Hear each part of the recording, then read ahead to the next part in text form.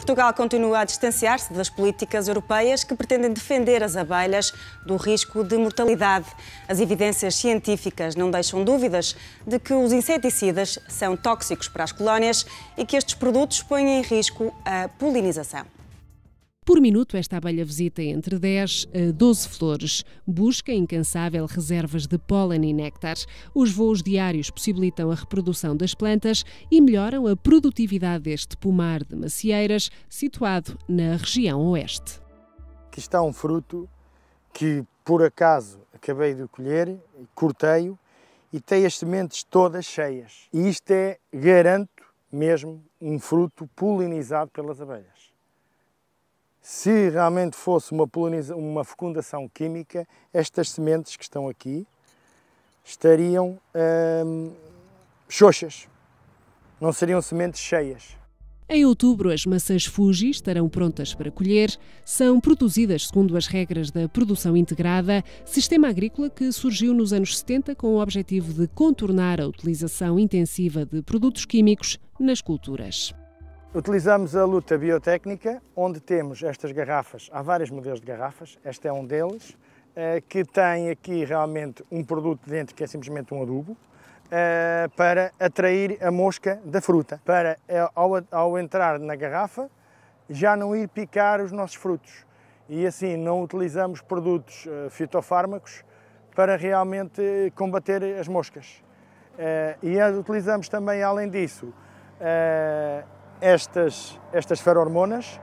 Isto não passa de um arame com um plástico em volta, impregnado numa substância que é a ferormona da fêmea do fechado da fruta.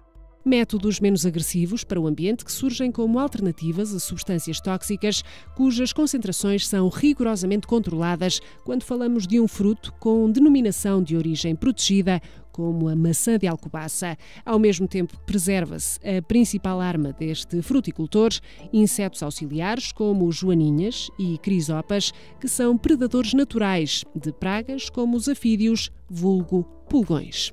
Por outro lado, temos o enrelvamento, que é um tapete para as máquinas passarem e não danificarem o piso, e ao mesmo tempo é uma adubação na qual as abelhas trabalham aqui normalmente ao nosso lado. Corta-se apenas a erva mais alta para que haja sempre flores. Assim, as plantas leguminosas fixam azoto e atraem as abelhas para o pomar durante todo o ano. Desde 2006 que Óscar Crisóstomo utiliza a apicultura para fazer a fecundação natural das macieiras. Atualmente tem 23 colmeias. Tem sido cada vez mais hábito entre os agricultores e os fruticultores fazerem contratos de polinização com os apicultores na altura da floração das espécies que estão a cultivar nesse ano, nomeadamente as fruteiras, as hortícolas. Ainda este ano, por exemplo, tivemos um caso de um produtor de abóboras que nos abordou no sentido de lhe indicarmos um associado para lhe ir fazer a polinização das suas abóboras, e há outros casos. O serviço de polinização está quantificado em 150 mil milhões de euros anuais. É responsável por 80% da produção agrícola da União Europeia. Números que pesaram na decisão de proibir este ano 3 pesticidas suspeitos de dizimarem colónias de abelhas. 15 Estados-membros, entre os quais a Alemanha, França e Espanha, votaram a favor da segunda proposta da Comissão Europeia, que impõe a ordenação por 2 anos. 4 países abstiveram-se e 8, entre os quais Portugal, votaram contra. As restrições entram em vigor a 1 de dezembro e foram fortemente contestadas pelas multinacionais Bayer e Syngenta. Mantêm-se exceções para cereais de inverno, estufas e culturas consideradas não atrativas para as abelhas. Ficámos muito satisfeitos e consideramos uma vitória, porque também participámos na petição que foi feita pela AVAS, que é uma associação internacional que luta por grandes causas, e que apresentou essa petição em Bruxelas. O uso desses pesticidas são prejudiciais ao setor apícola e são prejudiciais ao próprio ambiente e ao próprio homem. Nós mantivemos a nossa posição durante 6 anos e ao final de 6 anos alguém nos veio dar razão. Já houve estudos suficientes para considerar que esses inseticidas são nefastos para as abelhas, portanto para nós eles seriam erradicados para sempre. À lista de neonicotinoides, proibida em maio, junta-se meses depois o inseticida fipronil. O parecer científico da Autoridade Europeia da Segurança Alimentar salienta que o produto aplicado em estufas e presente nas sementes de alho francês, cebolas e algumas hortaliças representa um risco sério para as populações de abelhas. Tenho aqui o guia da entidade que faz a homologação, o chamado Guia Amarelo. Neste livrinho, e eu tive o prazer de ser o autor do primeiro livro desta natureza, em 1967, do Guia dos Produtos Fitofarmacêuticos, e desde essa altura já se diziam quais eram os produtos tóxicos para as abelhas e que não se deviam tratar na floração. Estávamos em 1967 e 65. E isto aconteceu até 2008. E em 2008, o tal guia, que é este, onde agora aparecem as frases de risco relativamente ao perigo para o homem, perigo para os auxiliares, desapareceu a informação para as abelhas. Quando há uma frase de risco, que é R57, que diz tóxico para as abelhas. Portanto, existe esta frase de risco e jamais ela é utilizada neste guia para aqueles pesticidas que são de facto tóxicos para as abelhas, para aqueles inseticidas. Este é um dos exemplos destacados por Pedro Amaro para demonstrar a ausência de rigor da Autoridade Fitossanitária Nacional, uma falha mortal para as abelhas que o investigador do Instituto Superior de Agronomia, especializado nas áreas da ciência dos pesticidas e proteção integrada, alerta ano após ano. A EFSA define a classificação toxicológica para o homem, se o produto é cancerígeno e também para as abelhas.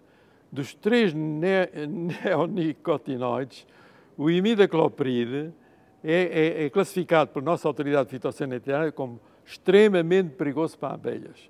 Mas o tiametoxam, que é tão tóxico como o outro, é só classificado como tóxico. E a clortiamida, sabem como é classificado pela nossa autoridade? Não perigoso. É prova de que não se faz uma avaliação do risco minimamente fundamentada. Na utilização do imidacloprid nas sementes, no tratamento de sementes de milho, de girassol e de outras sementes que já trazem a substância, isso vai fazer com que a planta se torne mais resistente. Por um lado, torna-se mais resistente. Por outro lado, a própria substância vai entrar na seiva das plantas. E as abelhas, ao irem apanhar, muitas vezes apanhar o orvalho da manhã nas pontas, nas gotículas que estão nas pontas das folhas, elas vão apanhar com essa substância. Em proteção integrada, os mais perigosos estão proibidos e os outros, ou melhor, deveriam estar proibidos, porque depois a classificação toxicológica está errada. Por exemplo, o imidacloprid não está proibido em proteção integrada, é aceite. Mas aí é todo este problema da falta de informação, do erro das decisões oficiais, que escondem que os pesticidas não têm certas características. Para mim é criminoso que pesticidas sabidos que são cancerígenos, que são mutagénicos e são tóxicos para a reprodução, isso não venha no rótulo porque se esconde, porque as empresas não põem lá e a fiscalização não obriga a pôr. Há mais de uma década que o misterioso despovoamento das colmeias, acompanhado de uma elevada mortalidade de abelhas, preocupa cientistas e apicultores. Os pesticidas encontram-se na lista deste fenómeno sem rosto, designado por síndrome do colapso das colónias. Está provado de que as pobres abelhas ficam perturbadas na sua capacidade de encontrar o destino. Portanto, elas perdem o norte, é como se apanhassem uma bebedeira muito razoável e ficam incapazes de regressar à colmeia. E, portanto, uma das capacidades que estes produtos sistémicos têm a afetar o sistema nervoso, chamemos-lhe assim, da abelha, é pô-la em estado de não ser capaz de voltar para casa. O governo português justifica o voto a favor dos pesticidas, alegando serem necessários mais trabalhos e orientações técnicas de avaliação do risco, de modo a melhor aferir dos efeitos tóxicos agudos e subletais destes produtos e seus resíduos. Quando o assunto é pesticidas, a discórdia entre autoridades europeias e nacionais é frequente.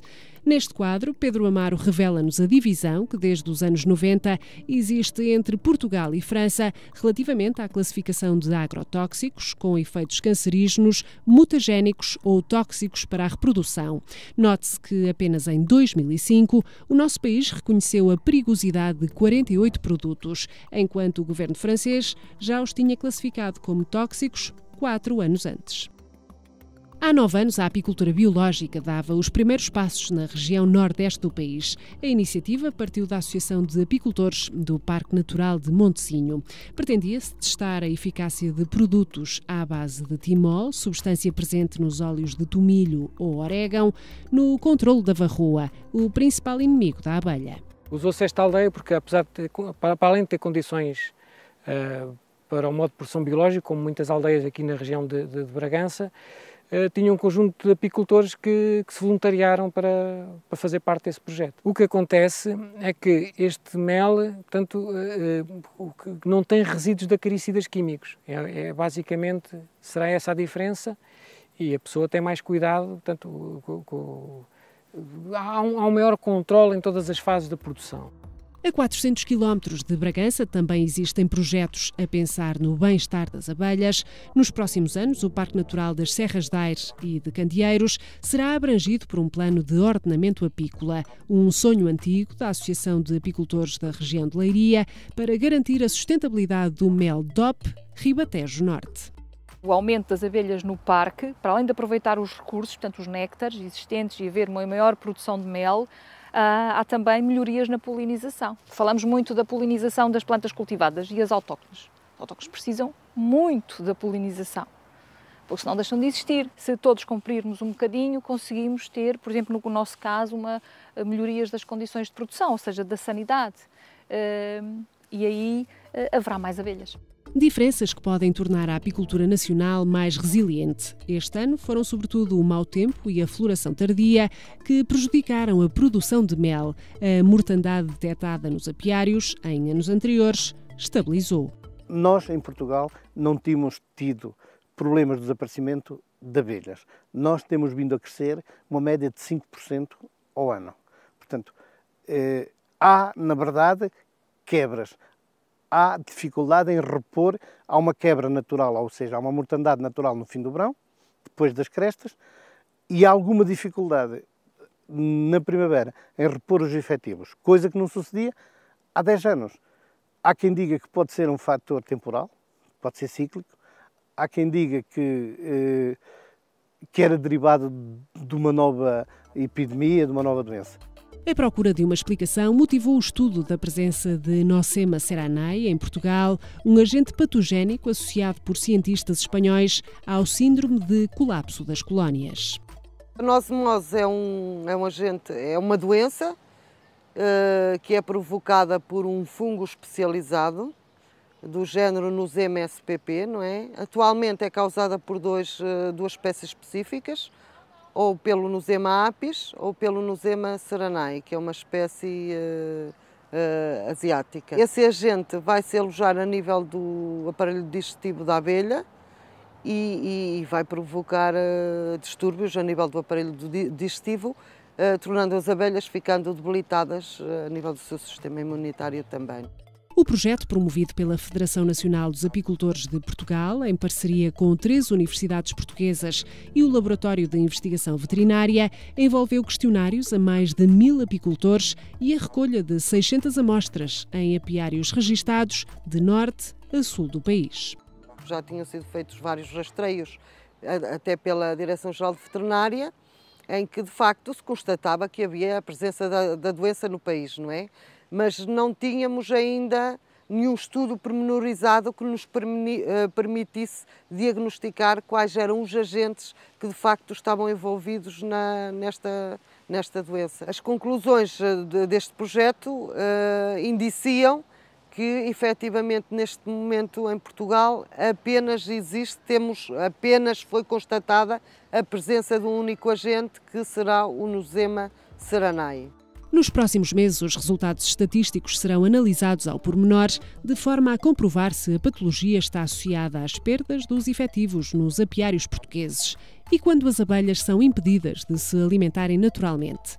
Num estudo recente, investigadores da Universidade de Illinois atribuem o declínio das colónias à substituição da alimentação natural das abelhas através do mel, pólen e própolis por xarope de milho com elevado teor de frutose.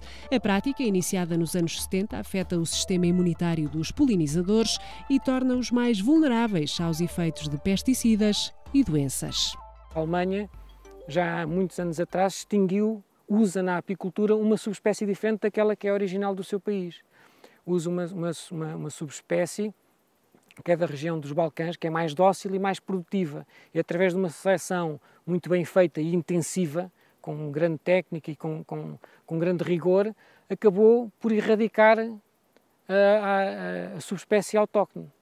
Portanto, e essas abelhas não estão adaptadas àquela região. O que é que acontece? Qualquer alteraçãozinha pequenina, ou de clima, ou de uma doença, faz com que o apiário são quase clones. Portanto, não há grande diversidade genética e morre tudo de uma vez. Daí que haja essas mortalidades anormais que apareceram e que ainda não sabem o que é. Nunca houve entusiasmo dos senhores investigadores por estudarem a relação abelhas-pesticidas. Eu tenho feito alguma investigação, mas é toda ela de papel. É de estudar os elementos que existem e apresentar também a investigação. Agora, investigação de campo, de facto, nunca se fez em Portugal na problemática, que há muita investigação na Alemanha, na França, na Itália, na Bélgica, enfim, na Inglaterra, na Suécia, e em Portugal isso não tem acontecido. Foi um azar para as abelhas. Em 36 horas, a Organização Internacional AVAS recolheu 2,5 milhões de assinaturas numa petição que exigia aos líderes europeus a proibição dos pesticidas neonicotinoides, um enxame de indignação pública que aplaudiu o reconhecimento dos efeitos negativos dos agrotóxicos que envenenam a flora melífera. No entanto, receia-se que a pressão do lobby agroquímico comprometa o sucesso da imposição temporária. Em Portugal, votou-se contra a proteção das abelhas. Os efeitos cumulativos dos agrotóxicos permanecem encobertos pelas autoridades nacionais. Não sendo Portugal um produtor de agroquímicos, ainda se entende menos a opção pela manutenção dos compostos tóxicos a banir. Para quê? Defender a milionária indústria de produtores químicos do norte da Europa e condenar à morte um polinizador tão vital como a abelha melífera. Há decisões políticas que parecem sair de dentro dos laboratórios das grandes empresas e menos de um hemiciclo livre capaz de fazer frente aos grandes lobbies.